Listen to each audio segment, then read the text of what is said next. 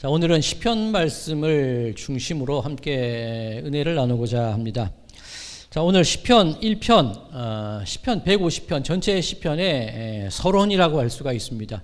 우리 시편 1편을 가만히 보시면 보통 표제어라고 하지요. 시편 처음 시작할 때 다윗의 시, 성전에 올라가는 노래, 그런 제목이 있는데 시편 1편과 시편 2편은 그런 제목이 없습니다. 시편 전체의 주제이기 때문에 그렇습니다. 즉 오늘 이 시편 1편 그리고 시편 2편을 보면서 앞으로 시편 전체가 어떤 주제를 가지고 나아가게 될지 그것을 먼저 보는 그런 내용이라고 할 수가 있습니다. 자, 특별히 시편 1편 우리가 너무나 잘 알고 너무나 즐겨 묵상하는 시 중에 하나이지요. 복이라는 것이 오늘 이 시편 1편의 주제입니다. 그런데 우리가 생각하는 그런 복이라는 뜻은 아닙니다. 이 시편 1편에서 말하는 복이라는 것은 보통 이 성경에 복이라는 것이 크게 두 가지로 단어로 설명이 되고 있는데 이 바라크라는 그런 단어가 있습니다. 통상적으로 설명하는 단어, 하나님께서 부어주시는 복, 그것을 바라크라고 합니다. 이른 비와 늦은 비에 대해서 설명을 드렸지요. 그런데 그 이른 비와 늦은 비는 악한 사람의 마을에는 안 내리고 선한 사람의 마을에만 내립니까? 그렇진 않죠. 모든 이들에게 골고루 주어지는 것이 그런 은혜의 비입니다. 그것이 바라크라는 복의 의미입니다. 하나님께서 부어주시고 내려주시고 채워주시는 복이 보통 성경이 말하는 그런 복입니다. 그런데 이 오늘 본문에 말하는 이 시편 1편의 복은 아슈레이라는 그런 복인데 약간 의미가 다릅니다. 좀 어떤 조건에 충족되었을 때 내려지는 복이라는 의미라고 할 수가 있습니다. 즉 어떤 하나님과의 관계 속에서 어떤 우리가 어떤 하나님과의 올바른 관계를 맺이거나 올바른 관계가 정립되었을 때 그때 주어지는 복이 오늘 시편 1편에서 말하는 복이라는 겁니다. 예수님께서 누가복음 12장에 한 비유를 들어주셨는데 시편 1편이 말하고 있는 복을 너무나도 정확히 자세히 설명하는 그런 비유가 하나 있습니다.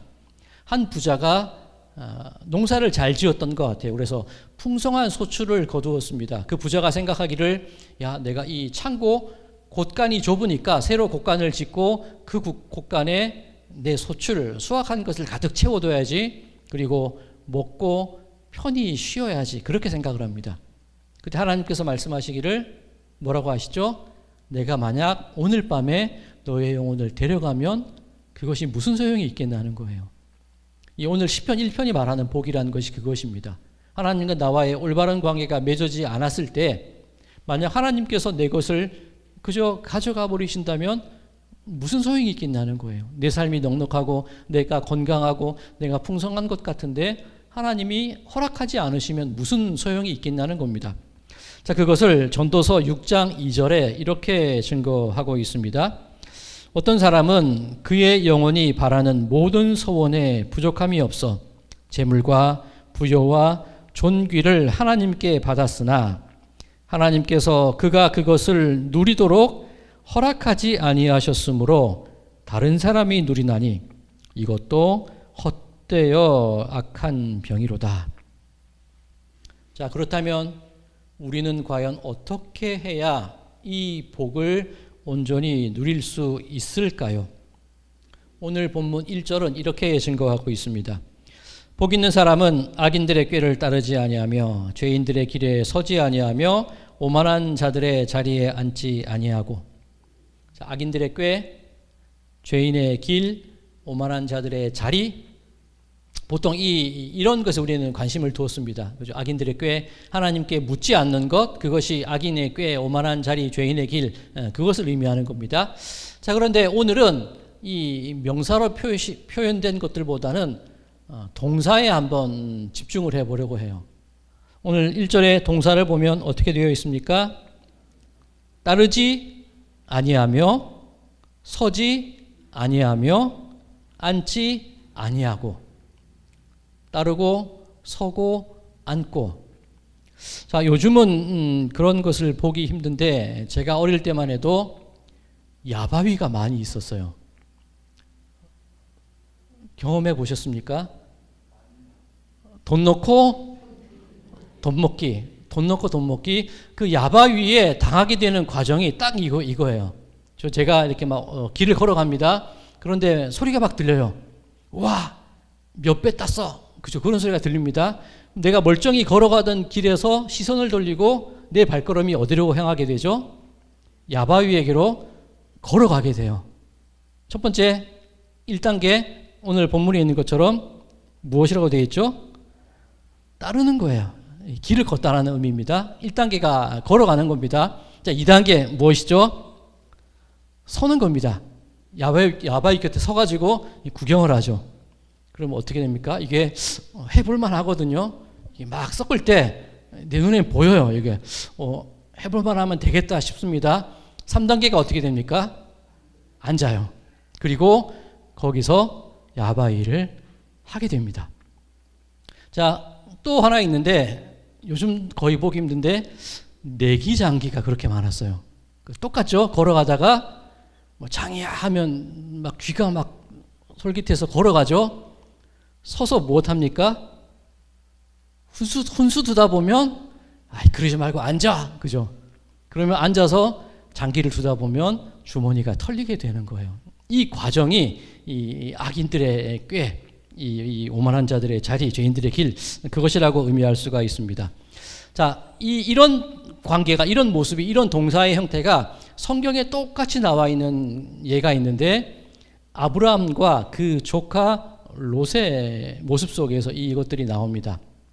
자, 이 아브라함과 롯이 함께 동거하면서 동행하면서 점점 재산이 늘어납니다. 가축이 늘어나고 목초지가 부족해지고 마실 물이 부족해지자 이 두 목자들이 서로 싸움을 하게 되죠. 그때 아브라함이 제시한 것이 무엇입니까? 네가 이쪽을 택하면 나는 이쪽을 택할게. 서로 이제 길을 달리하자는 겁니다. 목초지도 나누고 이제 마실 물도 나누자는 거예요. 그때 롯이 택한 것이 무엇입니까? 창세기 13장에 있는데 저곳을 보니 어디가 보였나요? 소돔과 고모라가 보입니다. 보니까 롯이 말하기를 여호와의 동산 같더라. 그렇게 표현합니다. 자, 그때 어떻게 했냐면 창세기 13장 말씀에 11절 12절에 있습니다. 제가 읽어드리겠습니다. 그러므로 롯이 요단 온 지역을 택하고 동으로 옮기니 그들이 서로 떠난지라. 아브라함은 가나안 땅에 거주하였고 롯은 그 지역의 도시들에 머무르며 그 장막을 옮겨 소돔까지 이르렀더라. 소돔에 아직 들어간 건 아니고 소돔까지 이른 겁니다. 그렇죠? 소돔까지 가서 그 곁에 머물러 있는 겁니다. 내가 저 세상 속에 들어가진 않을 거야. 저 악한 백성들과 어울리진 않을 거야. 여기까지라면 괜찮겠지. 그 소돔 곁까지 간 겁니다. 그런데 창세기 14장 12절에 보면 그 다음에는 어떻게 되어 있냐면 소돔에 거주하는 아브라함의 조카 롯이라고 표현됩니다. 처음에는 내가 그냥 근처까지만 가야지 그랬는데 어느새 소돔에 들어가서 그곳에 서 있는 모습을 발견하게 되는 겁니다. 이후에 창세기 19장에 하나님께서 소돔과 고모라를 멸하시기 위해서 하나님의 사자를 보내게 되었을 때 롯이 어디에서 하나님의 사자를 만나게 됩니까? 성문 앞에 앉아 있을 때라는 겁니다. 악인들의 길, 오만한 자의 자리에 빠져가는 죄악의 길로 빠져가는 길이 이 복을 놓치게 되고 하나님께서 모든 것을 빼앗아가는 길이 이렇게 이루어지는 겁니다. 걸어갔다가 서 있다가 결국 그 자리에 앉게 되는 것. 이것이 악한 자들의 길, 미련한 자들의 길, 복을 빼앗기는 사람들의 모습이더라는 겁니다. 자, 그럼 어떻게 해야지 우리가 바른 방향을 가질 수 있고 어떻게 해야지 우리가 복을 누리게 될까? 오늘 본문 2절은 이렇게 증거합니다. 오직 여호와의 율법을 즐거워하여 그 율법을 주야로 묵상하는 자로다. 자, 율법이라고 해서 우리가 좀 거부감을 가질 필요는 없을 겁니다. 율법하면 보통 뭐 지켜야 되고 뭐 딱딱하고 그렇게 생각하지만 토라, 하나님의 말씀 그렇게 이해하면 됩니다. 하나님의 말씀을 주야로 묵상하자는 거예요. 주야 밤낮 이것을 어떻게 이해할까? 우리 오늘 어버이 주일 결혼하시고 자녀를 낳아보신 분들에게 선물을 드렸는데 주례사 할 때 들었던 말씀이 어떤 것이죠? 건강할 때나 아플 때나, 그죠? 주야가 그런 겁니다. 밤이나 낮이나, 건강할 때나 아플 때나, 기쁠 때나 슬플 때나, 검은 머리나 팥불이다, 그죠? 모든 삶의 순간 속에서 하나님의 말씀을 묵상하는 것, 그것을 주야라고 표현하고 있습니다. 자, 그러면 이 주야로 묵상하는도다. 이 묵상이라는 말이 무엇일까? 우리는 묵상하면 눈을 감고 조용히 하나님의 말씀을, 그죠, 되새기는 것을 묵상이라고 생각을 합니다. 제가 우리 새벽 기도회 때 그 제목을 매일 묵상이라고 정했어요. 왜 그렇게 정하게 됐냐면 우리가 처음부터 새벽 예배를 드리지는 않았잖아요. 그죠? 공간을 빌려서 예배를 드릴 때 제가 녹화해서 처음부터 우리가 온라인으로 예배를 드리기 시작했는데 새벽 예배라고 하기에는 새벽은 아니었어요. 예배라고 하기에는, 그죠, 예배의 형태도 아니었고 고민하다가 택한 것이 매일 묵상이라는 단어였습니다. 그런데 최근에 다시 이 오프라인을 시작을 하면서 이것을 바꿀까라고 고민을 했어요. 왜냐하면 묵상, 혼자 떠드는데 이게 묵상일까? 그런 고민을 하다가도 그냥 두자 그랬습니다. 자, 왜 그랬냐면 성경이 말하는 묵상이라는 것의 의미가 어떤 것일까? 자, 성경책을 펴고 계시는 분이 있다면 그 묵상이라는 단어에 각주, 나뇌주라고 하죠. 각주가 있습니다. 맨 밑에 보면 무엇이라고 되어 있습니까? 작은 소리로 읊조리다. 자, 성경이 말하는 묵상은 눈을 감거나 조용히 아무 말도 하지 않고 그냥 마음속으로 되새기는 것이 아니라 입 밖으로 소리를 내서 그것을 읽고 또 읽는 것을 묵상이라고 하는 겁니다. 우리가 흔히 생각하는 묵상과는 좀 다른 의미죠. 그런데 이 묵상이라는 단어를 조금 더 적극적으로 번역하면 어떤 의미가 되냐면, 제가 얼마 전에 우리 유튜브에 설교를 올렸을 때 한 권사님께서 리플을 다셨어요. 그래서 그 리플을 따라 들어가 봤더니 그 권사님 유튜브에 들어가게 되었는데 강아지 한 분 크게 웃으시는 분이 있으시죠? 그분 유튜브예요. 근데 강아지가 이렇게 찍는 모습이 있는데 얘가 자기 밥그릇을 물고 와요.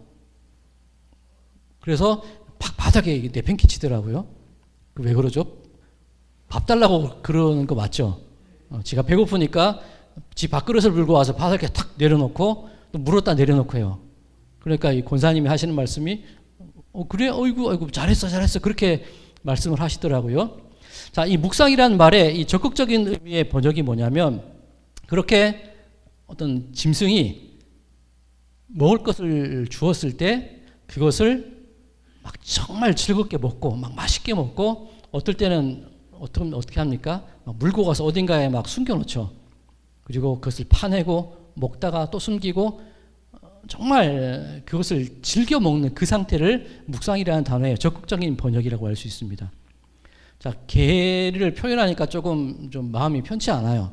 우리 인간에 대해서는 묵상이라는 것이 어떤 뜻을 가지고 있냐? 오늘 설교의 제목을 묵상이라는 단어로 한번 정해봤습니다. 오늘 설교의 제목이 무엇이죠?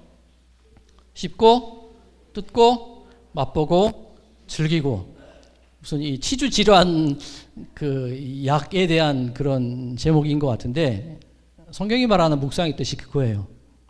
하나님의 말씀을 씹고, 뜯고, 맛보고, 즐기고. 이게 묵상이에요. 자, 오늘 기도하신 권사님, 그 평소에 댁으로 사람들을 초청해서 음식을 해주시는 걸 좋아하신다고 들었습니다. 만약에 맛있게 음식을 차렸는데 이렇게 깨작깨작 먹고 있으면 마음이 어떠셔요? 좀 속상하시죠? 근데 내가 정말 정성스럽게 음식을 차렸는데 그 초대된 사람들이 씹고 뜯고 맛보고 즐기고 하고 있으면 그 마음이 어떠십니까? 정말 행복해요. 좋아요. 묵상이라는 것이 그런 거라는 거예요. 하나님이 하나님의 말씀을 잘 차려 놓으셨을 때 우리가 그것을 바라보고 씹고 뜯고 맛보고 즐기고 그 가운데서 삶의 길을 찾고 그 가운데서 우리 인생의 방향을 정하고 정말 감사함으로 읽고 또 읽고 소리내고 그 모습을 하나님이 바라보실 때 정말 기뻐하시고 즐거워하시고 좋아하시는 것. 강아지가 밥그릇을 물고 오는 모습을 보고도 어이구 어이구 기뻐하시는데 우리가 성경을 들고 말씀을 묵상할 때 하나님의 마음이 그러시다는 거예요. 복 있는 사람의 길이 그런 거라는 겁니다. 기쁠 때나 슬플 때나 검은 머리나 바쁘리나 아플 때나 건강할 때나 주님의 말씀을 그렇게 즐겨 묵상할 때에 즐겨 씹고 뜯고 맛보고 즐길 때에 그것을 바라보는 하나님의 마음이 그렇게 기쁘시다는 거예요. 그러니 복을 내려주시지 않으실 수가 있겠습니까? 바로 그것이 우리가 복을 받는 귀한 비결이라고 오늘 본문 말씀은 증언하고 있습니다. 자, 계속해서 3절, 그런 사람의 상태가 어떤 상태일까? 3절이 증언합니다. 그는 시냇가에 심은 나무가 철을 따라 열매를 맺으며 그 잎사귀가 마르지 아니함 같으니 그가 하는 모든 일이 다 형통하리로다. 시냇가에 심은 나무가 철을 따라 열매를 맺는다. 자, 어린 왕자, 그 생텍쥐페리가 쓴 어린 왕자 그 글을 쭉 읽다 보면 그런 구절이 있습니다. 이 어린 왕자가 사막에 피어 있는 한 송이 꽃을 만나게 돼요. 그리고 그 꽃에게 질문을 합니다. 사람들을 봤냐고. 그러니까 그 꽃이 대답하기를 한 몇 년 전에 한 대여섯 명의 사람들이 지나가는 걸 봤어. 그런데 그 사람들이 지금 어디에서 그 사람들을 만날 수 있는지는 모르겠어. 어느 바람에 떠밀려 갔는지 모르겠어. 그러면서 그 꽃이 하는 말이 뭐냐면 사람들은 참 불편하게 해서 뿌리가 없어서 사람들이 참 불편하겠어. 꽃이 어린 왕자에게 그렇게 말하는 겁니다. 자, 우리는 반대로 생각했죠. 꽃은 심겨져 있어서 거기 그냥 붙박혀 있으니까 다니지도 못하고 불편하겠어라고 생각을 했지만 꽃이 바라보는 우리는 반대라는 거예요. 뿌리 뽑힌 삶이라는 게 어떤 것입니까? 떠돌아다니는 거예요. 정착하지 못하고. 우리가 그동안 묵상해왔던 유대인들의 삶들, 포로로 잡혀가고 끌려가고 노예로 잡혀가고, 그게 뿌리 뽑힌 사람들의 삶입니다. 꽃이 보기에는 불쌍해 보이는 거예요. 참 불편해 보이는 거예요. 어느 한 곳에 뿌리를 내리고 양분을 흡수하고 그곳에서 평안히 살아가야 될 터인데 이리저리 흘러다니고 바람에 떠밀려 다니는 그런 모습들이 너무나 불편하고 불쌍해 보인다는 겁니다. 시냇가에 심은 나무가 철을 따라 열매를 맺는다는 것이 그런 뜻입니다. 한 곳에 하나님의 말씀에 깊이 뿌리를 받고 그 말씀으로부터 주어지는 그 영양분을 받아서 열매를 맺어 살아가는 삶이 그것이 우리들에게 복이 된다라는 그런 말씀인 줄로 믿습니다. 자, 그렇다면 열매, 우리는 어떤 열매를 맺어야 될까? 이 열매라는 말씀을 들으면 좀 부담이랄까, 이 강박의 마음이 좀 드는 게 사실입니다. 이 좋은 열매를 맺어야지, 열심히 일해서 열매를 맺어야지, 그런 마음이 드는데 과연 열매라는 것이 그런 뜻일까? 자, 이 주보 준비해드린 자료 오른쪽에 보시면 마가복음 11장의 말씀이 있습니다. 예수님께서 성전을 향해 가시다가 한 무화과 나무에 잎이 풍성한 것을 보세요. 그리고 무언가 먹을 것이 있을까, 열매가 있을까 찾아가셨는데 열매가 없었대요. 그런데 그때는 무화과의 철이 아니라고 성경 말씀은 증거합니다. 마가복음 11장 13절 하반절에 보면 이렇게 되어 있습니다. 그 나무에 무엇이 있을까 하여 가셨더니 가서 보신즉 잎사귀 외에 아무것도 없더라. 이는 무화과의 때가 아님이라. 예수님이 저주를 하시죠. 그리고 그 무화과가 나중에 말라 죽게 됩니다. 억지도 이런 억지가 어디 있습니까? 그렇죠? 무화과의 때가 아닌데 열매가 없다고 저주하고 말라 죽게 만드세요. 이게 좀 너무 억지라고 생각합니다. 그런데 그런 뜻이 아니라는 거예요. 자, 이 마가복음 11장 1절 말씀을 보면 이 무화과를 저주해서 말라 죽게 되는 동네의 이름이 어디라고 되어 있습니까? 그들이 예루살렘에 가까이 와서 감람산 벳바게, 그 무화과를 저주해서 말라 죽게 한 장소가 벳바게라고 하는 겁니다. 자, 벳이라는 것은 집이라는 뜻이에요. 베델, 그죠? 하나님의 집, 하나님 얼굴을 본 그 장소, 베들레헴, 떡집, 벳바게, 파게의 집이라는 뜻입니다. 그리고 이 파게라는 것은 무화과 중에 봄에 일찍 달리는 열매를 파게라고 합니다. 자, 무화과가 봄에 열리는 열매가 있고 여름에 열리는 열매가 있습니다. 풍성하게 맺히는 열매는 여름 열매입니다. 근데 그 여름 열매가 맺혀지기 전에 이른 봄에 맺히는 열매가 파게예요. 그 열매는 물론 맛도 없고 볼품도 없겠지만 그 열매를 통해서 배고픈 이들이나 나그네들이 배를 채우게 됩니다. 그리고 그 파게를 따줘야지 이 여름에 풍성한 열매를 맺기 때문에 이 무화과 나무의 주인들은 그 파게를 누군가 따먹는다 하더라도 말리지 않아요. 자, 잎사귀가 풍성하게 맺혀져 있으면 분명히 열매가 파게가 맺혀져 있어야 됩니다. 예수님이 가셨는데 파게가 없는 거예요. 벳박에 파게의 집인데도 없어요. 가난하고 나그네고 힘들고 정처 없이 살아가는 사람들, 어떻게 보면 뿌리 뽑혀 살아가는 사람들이 먹는 열매가 파게인데 그것조차 맺지 못하다는 겁니다. 자, 우리는 열매하면 그럴듯하고 아름답고 풍성한 것을 맺어야 된다고 생각을 하는데 예수님께서는 보잘것없어도 누군가 뿌리 뽑힌 이들에게 줄 수 있는 그런 작은 열매라도 맺기를 원하는 것이 예수님의 마음이라는 거예요. 완벽하지 않아도, 조금은 부족해도, 조금은 연약해도 우리의 삶을 통해서 그런 파기를, 연약한 열매를, 보잘것없는 열매를 맺어 나갈 때에 그것이 우리를 향해 예수님이 바라시는 마음이라는 겁니다. 자, 그런데 제가 이 말씀을 읽다 보니까 이 한웅재 목사님의 소원이라는 찬양이 문득 떠올랐습니다.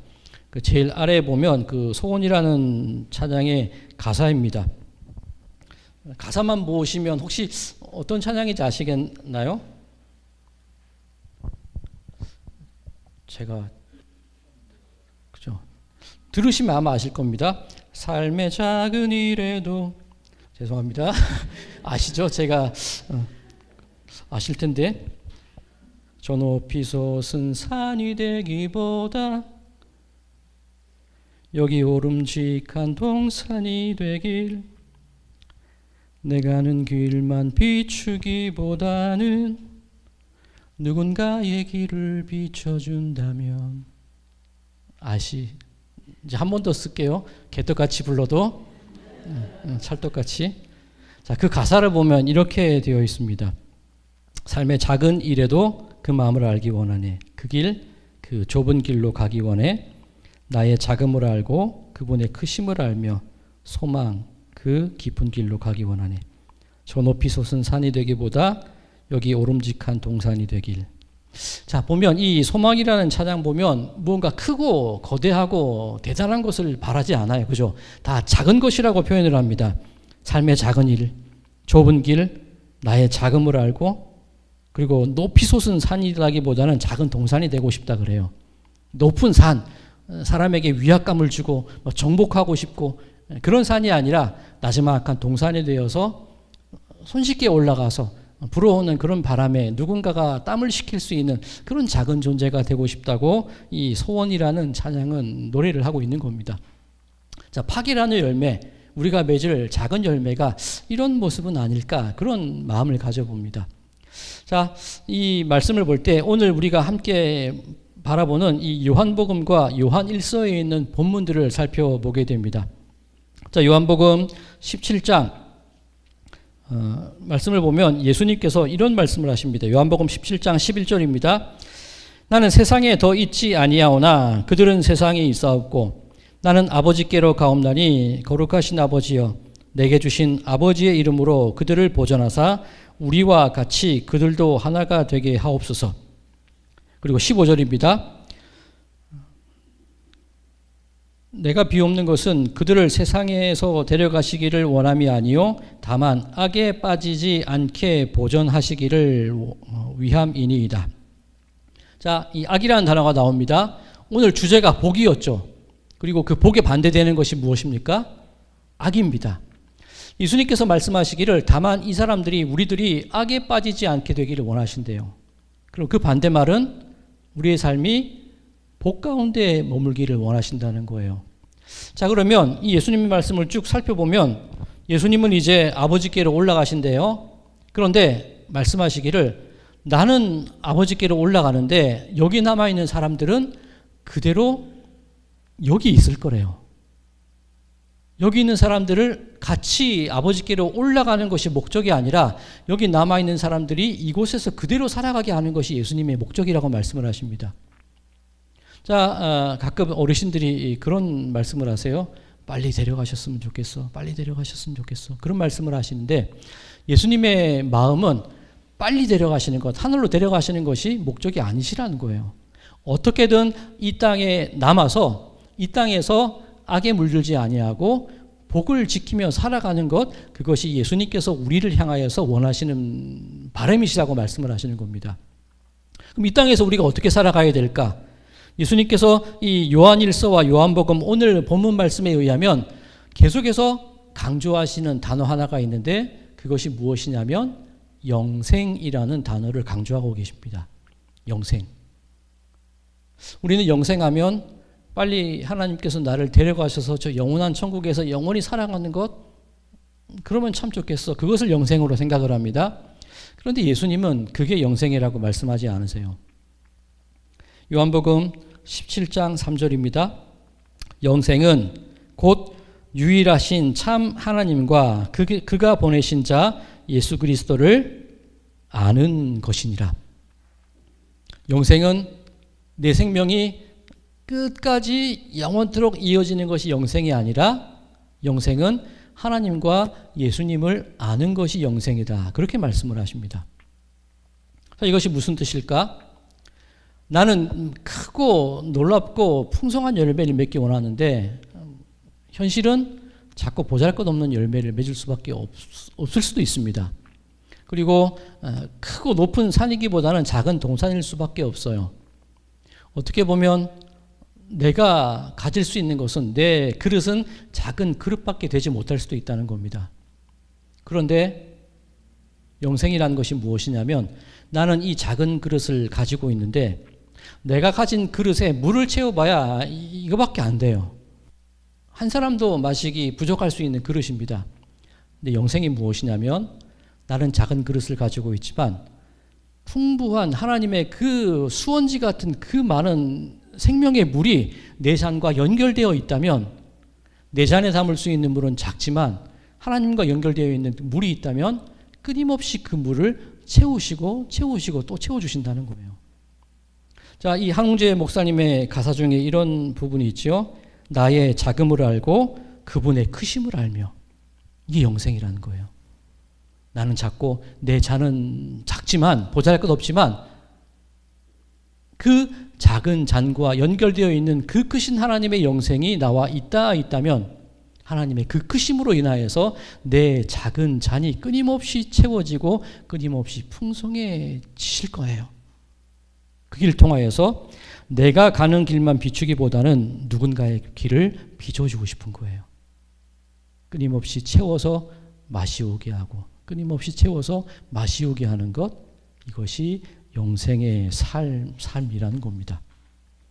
어쩌면 이런 삶의 모습이 복된 자의 삶이 아닐까 그런 생각을 가져봅니다. 사랑하는 성도 여러분들, 하나님 주시는 온전한 복을 누리시기 바랍니다. 그런데 그 복은